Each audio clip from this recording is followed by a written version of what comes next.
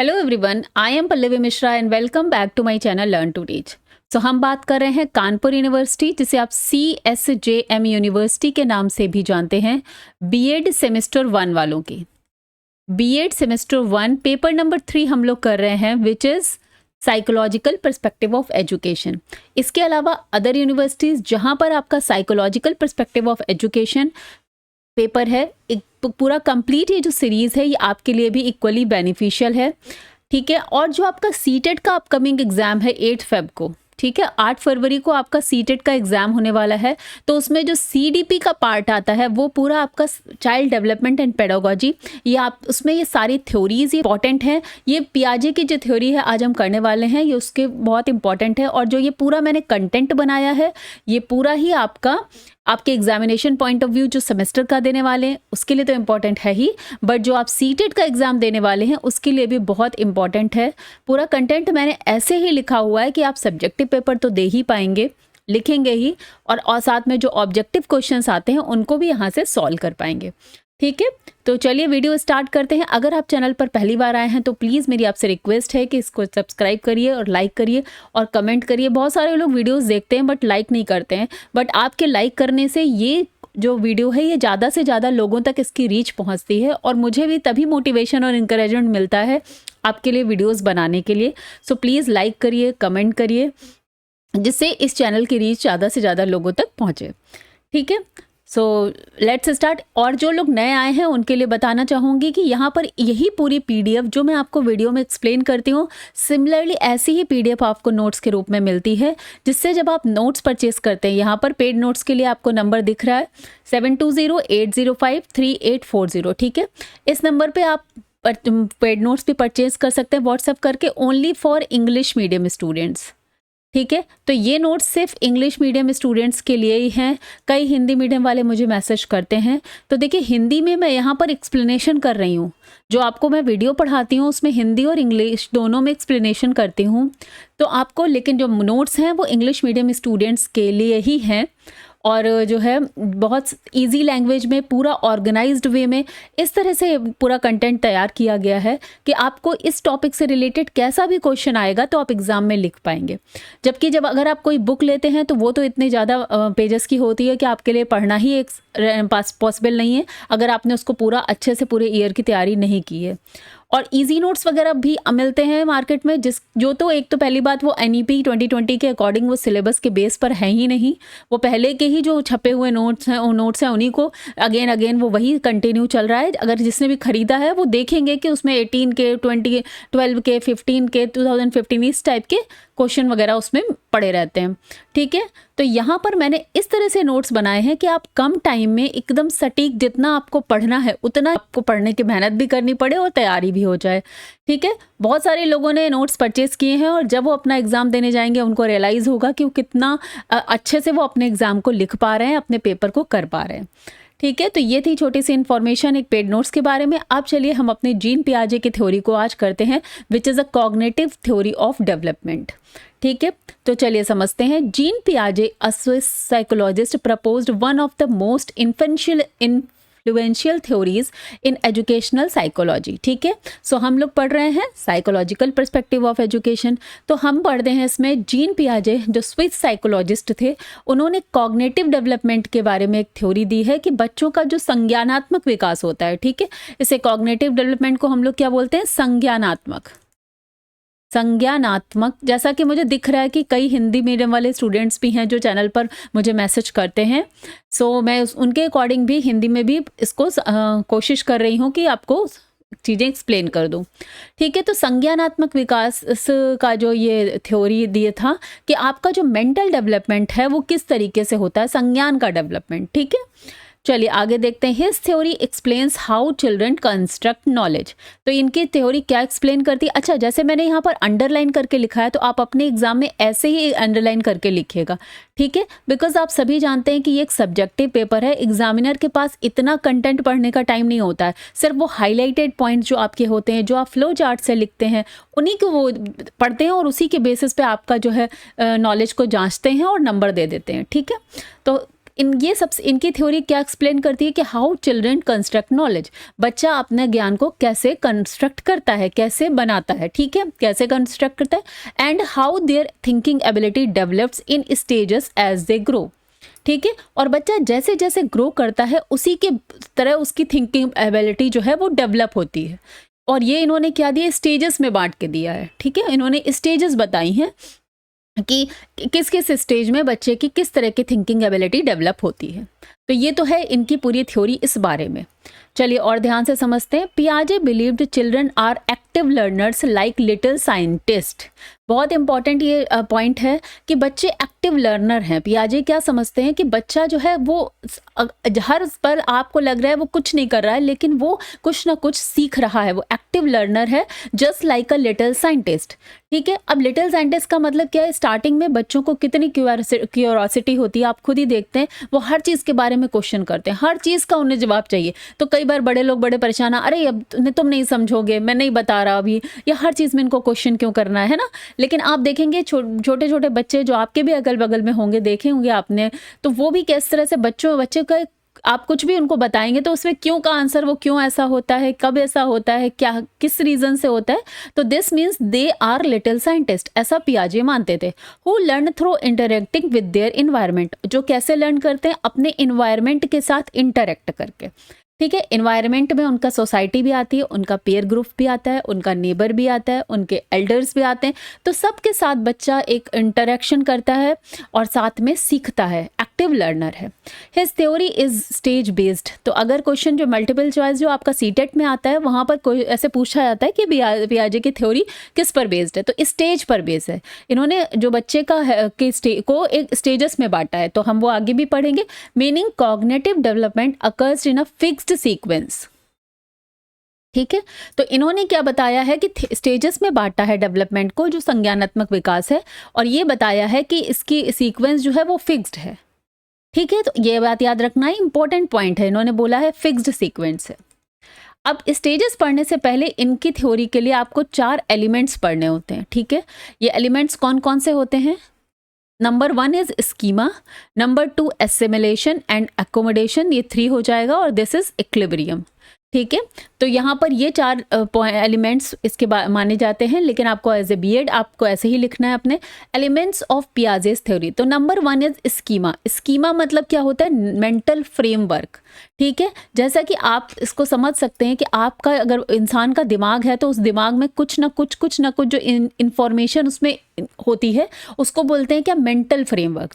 अब ये बेसिकली यहाँ पर डिफाइंड भी है। स्कीमाज आर मेंटल स्ट्रक्चर्स और framework that help individual organize and interpret information, ठीक है। जैसे कि आपने कुछ यहाँ पर बच्चे ने कुछ देखा, ठीक है, तो वो जो देखा उसके बेसिस पे वो अपने दिमाग में एक इंफॉर्मेशन को बना लेगा, ठीक है।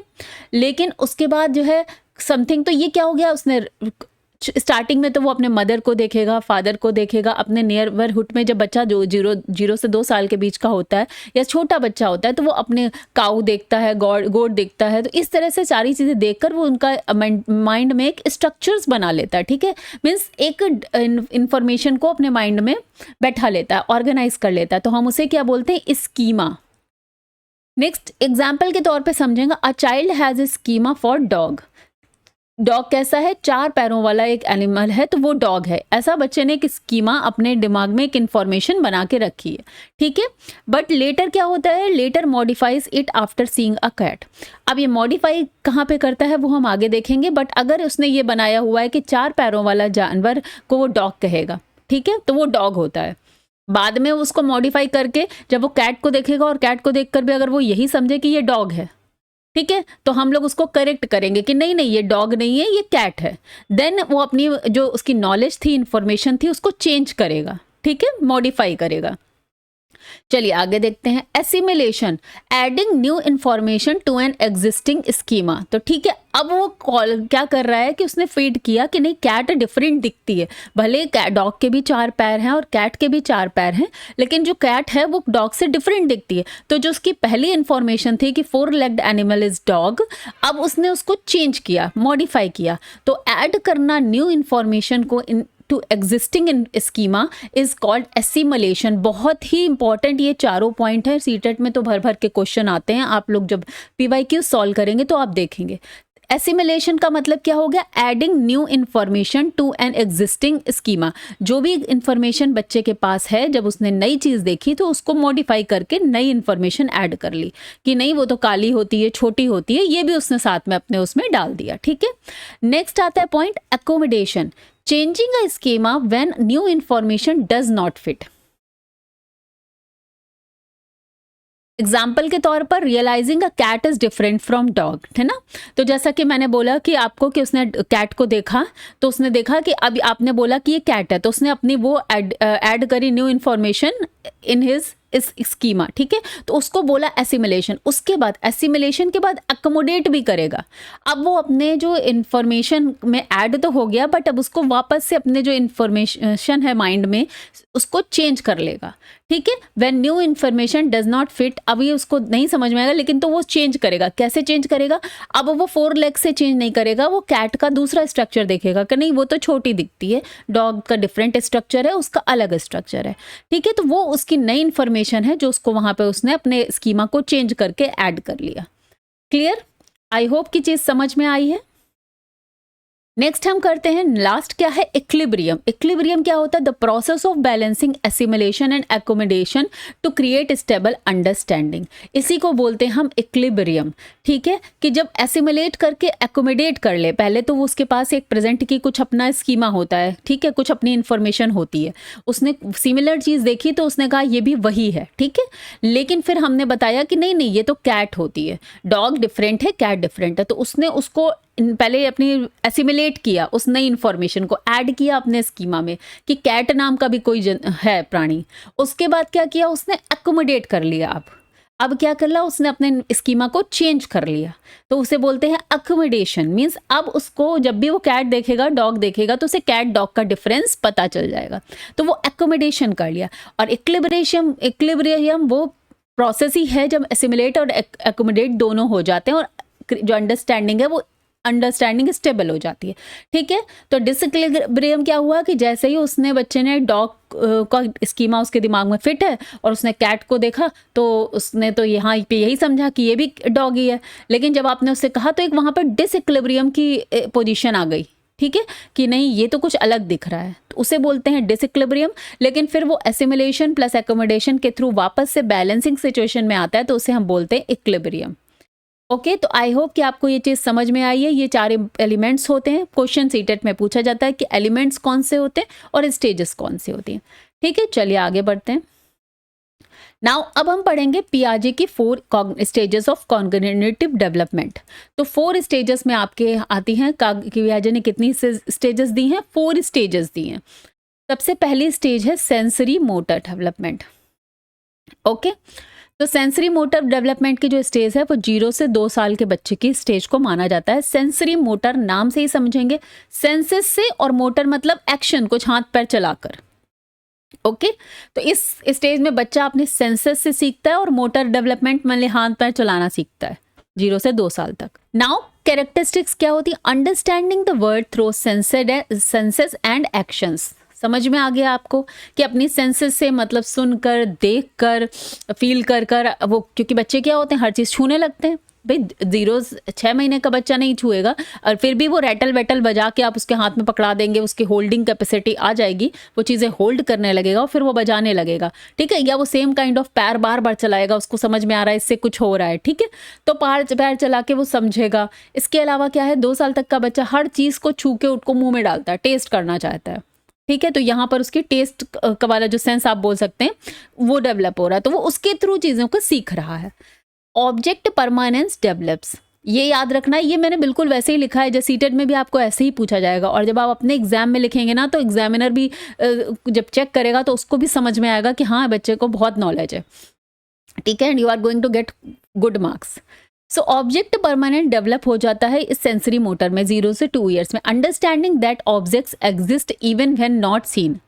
ठीक है, अब इसकी कहानी क्या है, ऑब्जेक्ट परमानेंस होता क्या है कि स्टार्टिंग में जब बच्चा 0 से 6 महीने तक का मान लीजिए है, उसको आपने कोई चीज़ दिखाई, तो दिखाने के बाद थोड़ी देर बाद आप हटा लीजिए, तो वो भूल जाएगा उस बारे में। लेकिन धीरे धीरे क्या होगा, जब बच्चा 6 महीने 7-8 महीने का होने लगता है, 9 महीने का, तो उसको आप वो चीज़ दिखाएंगे और फिर हटाएंगे तो उसको पता चल जाएगा कि नहीं, वो उस चीज़ को ढूंढेगा। अगर उसका कोई फेवरेट टॉय है, ठीक है, फेवरेट टॉय की बात कर लेते हैं, या कोई ऐसी चीज़ जो बच्चे को आपने दिखा दी और फिर उससे आपने थोड़ी देर बाद उससे आपने हटा ली, तो लेकिन बच्चे के दिमाग से अब वो चीज़ परमानेंट बन चुकी है, वो उसको ढूंढने जाएगा, ढूंढेगा, खोजेगा, डिस्कवर करेगा कि आपने कहाँ रखी है। ठीक है, तो उसी क्वालिटी को बोलते हैं ऑब्जेक्ट परमानेंस। 0 से 6 मंथ्स में वो भले ही वो अपने टॉय को ना ढूंढे, भूल जाए, लेकिन जैसे ही उसके अंदर 2 साल तक में तो अच्छे से वो चीज़ों को पहचानने लगता है और उनको ढूंढना क्या, आप उसको बेवकूफ़ नहीं बना सकते फिर। ठीक है, नेक्स्ट आता है डिफर्ड इमिटेशन। ये भी बहुत इसी स्टेज का, ये भी जो है कैरेक्टरिस्टिक है। Start imitating others. बच्चा अपने पेरेंट्स को जो करते हुए देखता है, क्लोज मेंबर्स को, उसकी वो इमिटेशन करने लगता है, नकल करने लगता है। जैसे कि आपने देखा होगा कि अक्सर मदर्स को देखते हैं लिपस्टिक लगा रहे हैं या चूड़ियाँ पहन रहे हैं, तो बच्चा आप भले आपके सामने उस टाइम पर वो नहीं करेगा, लेकिन अगर उसने कहीं से लिपस्टिक टाइप की कोई चीज़ ले ली, काजल भी ले लिया, तो उसको भी वो लगाने की वैसे ही कोशिश कर सकता है जैसे लिपस्टिक मम्मा लगा रही हैं। ठीक है, या चूड़ियाँ पहनने की वैसे कोशिश, या फादर की कोई एक्टिविटी वो देख रहा है, जैसे कि आजकल फ़ोन पर ही बच्चे तो फ़ोन तो देखते ही हैं, तो बोलना उनको नहीं आता, लेकिन फ़ोन को वो कान पे लगा के हेलो हेलो कर सकते हैं अलग से। ऐसा नहीं कि सेम टाइम पे वो इमिटेट करने लगे। ठीक है, बाद में आप देखेंगे तो आपको समझ में आएगा, अरे ये बच्चा तो बहुत नोटिस कर रहा है हमारी चीज़ों को, तो उसे हम क्या बोलते हैं, डिफर्ड इमिटेशन।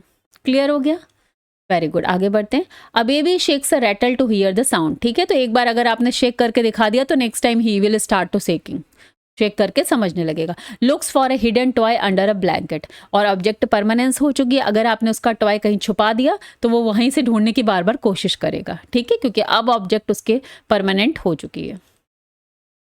तो ये जो इंपॉर्टेंट चीज़ें हैं जो आपके दोनों ही एग्जाम के लिए बहुत इंपॉर्टेंट पड़ेंगी, मैंने वही उतना यहाँ पर लिखा है, इतना ही आप अपने एग्जाम में लिखेंगे जो आपका सब्जेक्टिव होने वाला है और ऑब्जेक्टिव भी। एजुकेशनल पॉइंट ऑफ व्यू से देखते हैं, provide stimulating environments with toys, music and interaction. तो इस तरह से बच्चों को आप इस स्टेज में कि बच्चों को कैसे सिखाया जाता है, उनको टॉयज के थ्रू, म्यूजिक के थ्रू, तभी तो प्ले ग्रुप जो है किंडरगार्टन होता है, जब उसमें 2-2.5 साल के बच्चों को डाला जाता है, तो उनको सिर्फ टॉयज दिखा के, म्यूजिक सुना के, इंटरेक्शन करके, इस तरह से और घर पे अगर मान लीजिए 2 साल तक के चलो बच्चे को तो लोग स्कूल में नहीं डालेंगे, तो घर पे भी क्या करते parents, different type of toys पूछते हैं ना और दिखाएंगे उसको। और अब उसको पता है, अगर आपने एक बार बता दिया मंकी, तो आप भले वो मंकी नहीं बोलेगा, लेकिन अगर उस टॉय को आपने मंकी बोला है तो वो मंकी बोलने पे वही टॉय लेकर आएगा। ठीक है, तो वो क्या हो गया, या आपने कोई गाने पर नाच करके उसको दिखा दिया, बच्चों के आजकल इतने सारे सॉन्ग्स बजते हैं तो बच्चे उसको एंजॉय करने लगते हैं। तो उसी की तरह उनको स्टिमुलेट किया जाता है, उनकी जो लर्निंग कैपेसिटी है उसको वही उन्हीं चीज़ों को दिखा दिखा के कनेक्ट करके पढ़ाना। Use bright colourful material, sounds and textures. तो आजकल तो बहुत सारी एक्टिविटीज़ छोटे बच्चों के लिए है, तरह तरह के गेम्स आते हैं, पजल्स आते हैं। ठीक है, बच्चों को उनको आपस से अरेंज करके दिखाना, तो ये सारी एजुकेशनल पॉइंट ऑफ व्यू से हम उस स्टेज में कर सकते हैं जहाँ पे बच्चे को इतना आ गया है। Now coming to the next stage, इसे बोलते हैं प्री ऑपरेशनल स्टेज, जो 2 से 7 साल तक के बच्चे की होती है। इसको बोल रहे हैं बिफोर लॉजिक। अभी बच्चे का लॉजिक नहीं आया है, 2 से 7 साल। अब इसकी क्या क्या कैरेक्टरिस्टिक्स होती है ये देखते हैं। सबसे पहला है symbolic thinking. They can use words and images. ठीक है, तो जैसे कि अब 2 साल 3 साल का बच्चा है, अगर आपने मुझसे बोला एप्पल, तो उसके दिमाग में एप्पल की इमेज बन जाएगी, वो सिंबल से पहचान जाएगा कि हाँ ये एप्पल है। तो उसकी सिंबॉलिक थिंकिंग अब यहाँ पर डेवलप होने लगेगी। Can use words and images, ठीक है, वर्ड्स के थ्रू। ईगोसेंट्रिक, दूसरी क्वालिटी क्या होती है, egocentric, difficulty in seeing others point of view. अब इस स्टेज का बच्चा जो 2 से 7 साल वाले, 3-4 साल के जो बच्चे होते हैं, 5 साल के, वो दूसरों के पॉइंट ऑफ व्यू को नहीं समझते हैं। उसी को बोलते हैं ईगोसेंट्रिज्म, मतलब वो खुद को ही सेंटर में रखते हैं। ही thought how he feels about the things other have same feelings. वो बार बार आपसे सेम गेम खेलने को कहेंगे, बार बार कहेंगे कि सेम गेम खेलो, सेम गेम खोलो। तो हाँ, कई बार जो बड़े लोग होते हैं वो ऊब जाते हैं कि अरे मैं तो थक गया खेलते खेलते, बट उनको उसी में बार बार मजा आ रही है। तो उनको क्या होता है, ये क्या होता है, ईगो सेंट्रिज्म होता है। उन्हें लगता है कि उन्हें जो चीज़ अच्छा लग रहा है वही सामने वाले को भी अच्छा लग रहा है, वो दूसरे का पॉइंट ऑफ व्यू नहीं समझ सकते। Third is animism. ठीक है, ये क्या है, बिलीविंग ऑब्जेक्ट्स हैव फीलिंग्स। अब क्या होता है, जैसे कोई बच्चा गिर गया ना, जमीन पे गिरा, तो हम लोग क्या करते हैं, जमीन को मारते हैं, अरे इस गंदा है इसको मारो। ठीक है, तो जमीन तो नॉन लिविंग थिंग है, लेकिन उनको अगर आपने ऐसे करके बहला दिया कि नहीं नहीं ये तो चोट मार दी, गंदा है, और जमीन को हमने मार के कह दिया, तो वो क्या होता है, उसको रियल समझ लेते हैं। तो इस प्रोसेस को क्या कहते हैं, इस कैरेक्टरिस्टिक को एनिमिज्म कहते हैं, कि उनके पास फीलिंग नहीं है, लेकिन वो समझते हैं कि हाँ वो ऑब्जेक्ट समझ रहा है, उसके पास फीलिंग है। Non living to understand living. Clear हो गया। नेक्स्ट है नो अंडरस्टैंडिंग ऑफ कंजर्वेशन और सेंट्रेशन। इंपॉर्टेंट है बहुत, जो आपके सीडीपी के पॉइंट ऑफ व्यू से। कंजर्वेशन और सेंट्रेशन उनके पास इस एज में नहीं होता है, 2 से 7 साल में। इसका मतलब क्या है कि quantity remains the same despite change in shape. ठीक है, जैसे कि कंजर्वेशन का मतलब और सेंट्रेशन का मतलब क्या है कि अगर हमने 10 ml, एग्जाम्पल के तौर पे 10 ml पानी हमने इसमें लिया और यहाँ पर ऐसे करके ये कर दिया, ठीक है, यहाँ भी 10 ml ही लिया है, लेकिन अगर आप बच्चे से पूछेंगे तो वो क्या करेगा, वो इसको ज़्यादा बोल देगा, ठीक है, इसको कम बोल दे, इसको कहेगा कम है। जब अभी वो ये अंतर नहीं कर पाएगा कि 10 ml में ये और 10 ml में ये दोनों सेम ही हैं, इसी को कहते हैं कंजर्वेशन। ठीक है, quantity remains the same despite changes in shape, मतलब क्वांटिटी जो सेम रहेगी, चेंजेस चाहे हम शेप में कर दें, ये उसको अभी समझ नहीं आएगी, इसी को कंजर्वेशन एंड सेंट्रेशन में आता है। क्लियर हो गया, जो आपका 2 to 7 year pre operational stage है। नेक्स्ट आता है इरिवर्सिबिलिटी। इरिवर्सिबिलिटी क्या है, he can see only one aspect of the things, like 5 + 4 is 9, so not able to understand 5 + 2 + 2 = 9। तो इसे बोलते हैं क्या है, इरिवर्सिबल थॉट्स। अभी उसका एक ही सिक्के का एक ही पहलू देख सकता है, ठीक है। जैसा कि हम लोग अक्सर देखते हैं कि एग्जाम्पल यहाँ पर बहुत इजी लिखा ही हुआ है कि अगर 5 + 4 9 है, तो बच्चा ये 2 से 7 साल बच्चा ये नहीं समझ पाएगा कि 5 + 2 + 2 भी 9 ही होगा। जबकि अगर उससे 5 + 2 बोलेंगे देन ही विल से 7, फिर 7 + 2 बोलेंगे then he will say 9, but वो ये नहीं कंक्लूड कर सकता उस समय। तो इस तरह रिवर्सिबल होके वो वापस से उल्टे को नहीं समझ पाएगा वो, कि अगर ये = ये है तो ये = भी ये होगा। ठीक है, ये बोलते हैं इरिवर्सिबिलिटी, जो इस एज में नहीं आती है। एग्जाम्पल के तौर पे believes the moon follows them. जब हम गाड़ी से जा रहे हैं तो वो देख रहे हैं कि चंदा उनको फॉलो कर रहा है, ठीक है। Things pouring water into a taller glass means there's more water, जो अभी मैंने एक्सप्लेन किया। ये एग्जाम्पल्स होते हैं 2 से 7 साल के बच्चों के।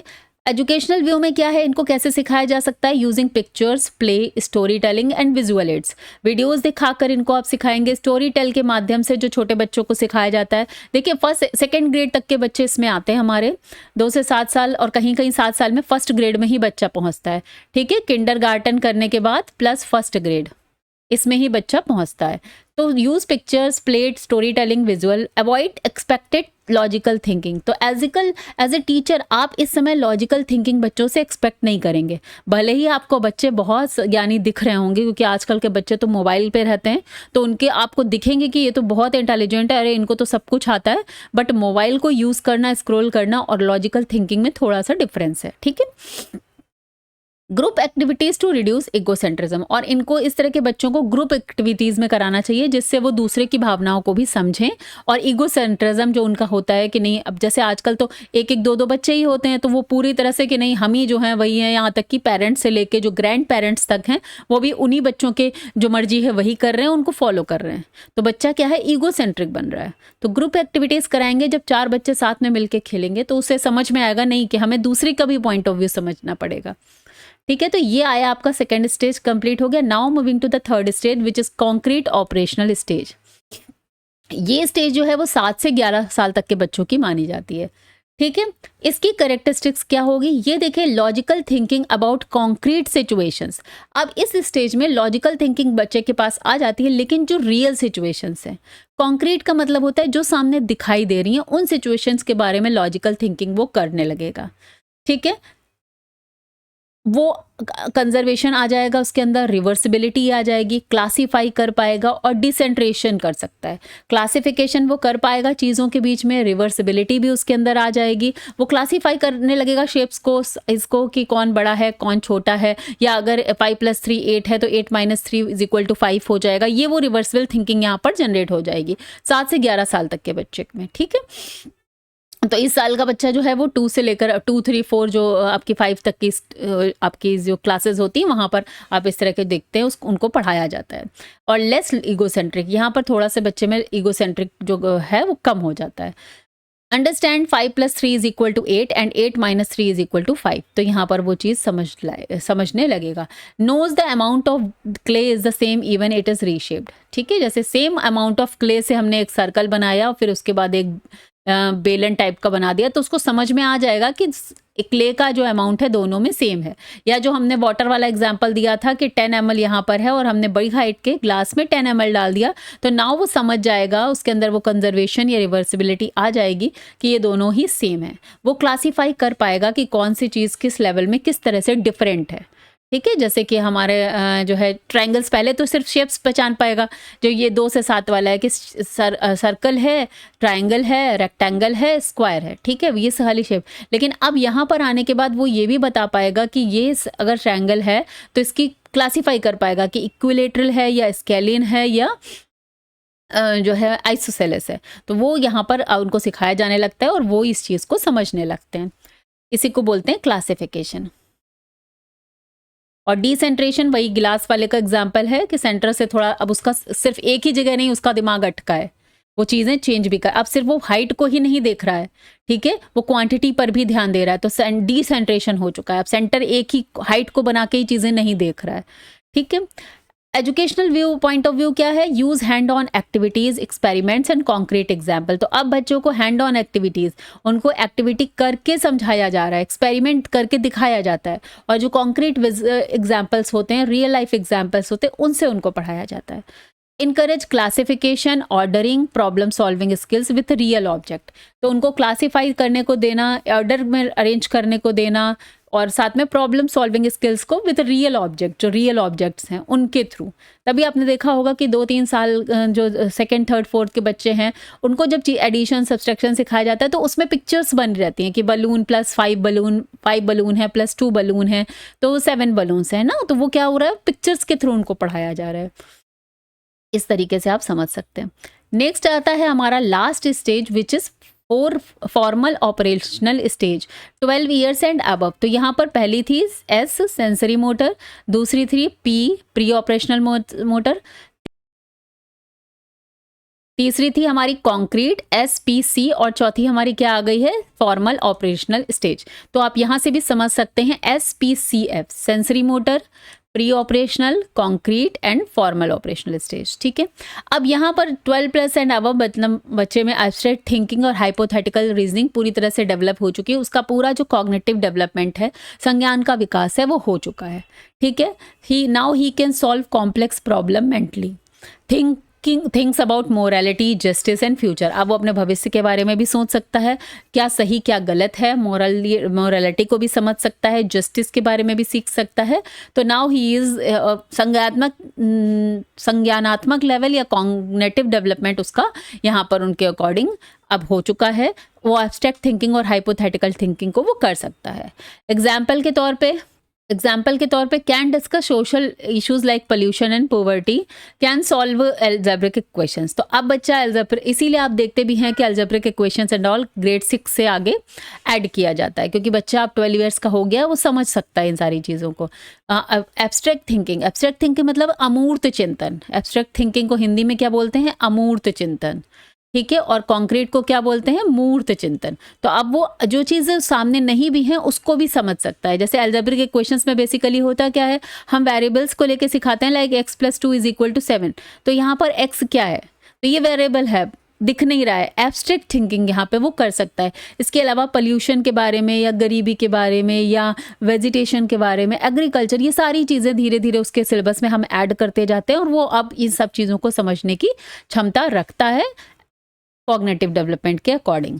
Uses projects, debates, problem solving task. अब बच्चों को आप इस एज में आप बच्चों को प्रोजेक्ट्स करवाते हैं, डिबेट्स में भी पार्टिसिपेट करते हैं, प्रॉब्लम सॉल्विंग टास्क भी वो कर सकते हैं। Encourage critical thinking, reflection and moral reasoning. तो जैसा हमने बताया कि अब आप उनको क्रिटिकल थिंकिंग के लिए इस तरह की प्रॉब्लम्स दे सकते हैं कि वो आप उनसे ऐसी एक्टिविटीज़ कराएं जिससे उनकी क्रिटिकल थिंकिंग डेवलप हो, रिफ्लेक्शन हो आए, उनको चीज़ों को देखने का नज़रिया, उनका डिफरेंट पॉइंट ऑफ व्यू वो बता सकें, और साथ में मॉरल रीजनिंग ठीक है, सही गलत की पहचान भी वो कर सकें।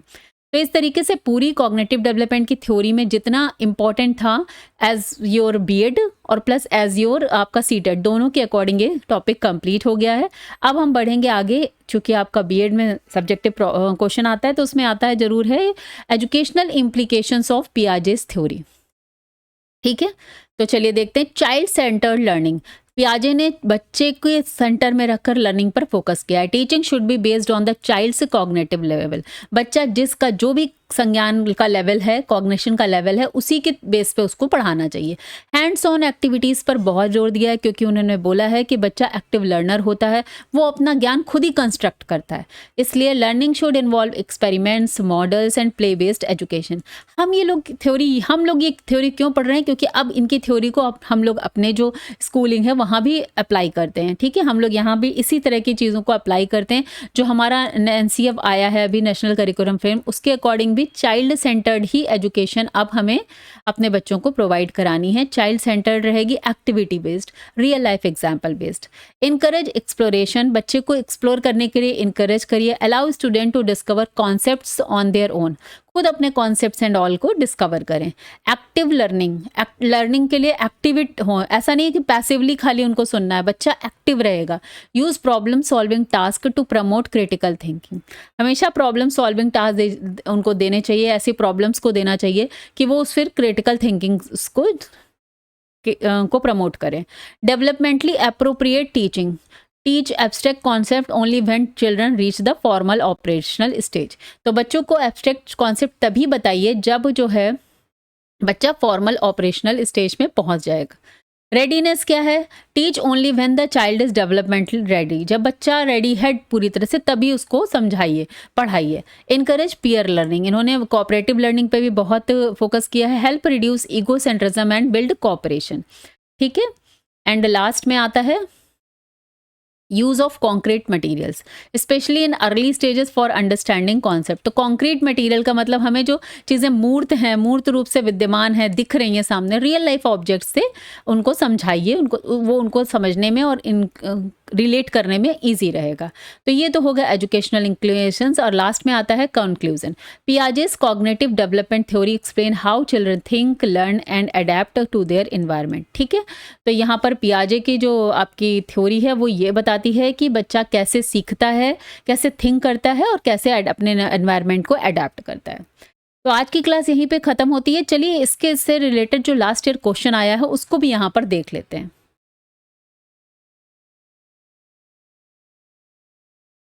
देखते हैं, attempt any one question, each one carries 15 marks. तो इसमें पहला तो है शिक्षा विज्ञान से आप क्या समझ, शिक्षा मनोविज्ञान से आप क्या समझते हैं, या what do you understand by educational psychology, ये हम कर चुके हैं।